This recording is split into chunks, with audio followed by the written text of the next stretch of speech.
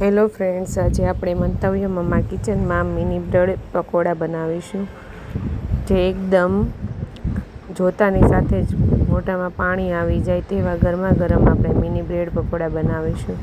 તો એકવાર તમે બનાવશો તો અઠવાડિયામાં 2 વાર બનાવવાનું મન થઈ જાય તેવા બ્રેડ પકોડા બનાવીશું. તો આપણે પહેલાં બટેકા બાફી લઈશું, પછી તેને મેચ કરી લઈશું. તેમાં પછી કાંદા, આદુ, મરચું, ધાણા, ચાટ મસાલો, ધાણા જીરું પાવડર, આમચૂર પાવડર, લાલ મરચું પાવડર, ગરમ મસાલો અને 2 ચમચી ખાંડ, મીઠું સ્વાદ અનુસાર, કાળા મરીનો પાવડર અને 1 લીંબુનો રસ નાખીને બરાબર રીતે આપણે મિક્સ કરી દઈશું.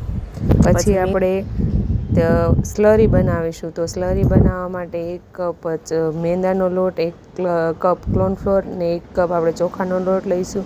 તેમાં અજમા નાખીશું, મીઠું નાખીશું અને એને મિક્સ કરી દઈશું.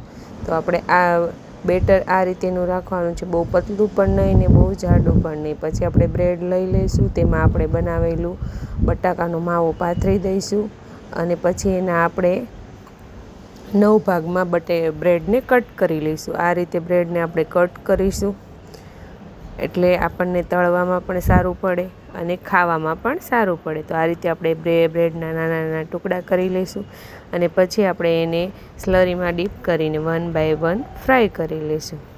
તો તેલ ગરમ કરવા મૂકી દીધું છે. પછી આપણે આ રીતે 1 બાય 1 ગોલ્ડન બ્રાઉન થાય ત્યાં સુધી આપણા બ્રેડ પકોડા આપણે ફ્રાય કરી લઈશું.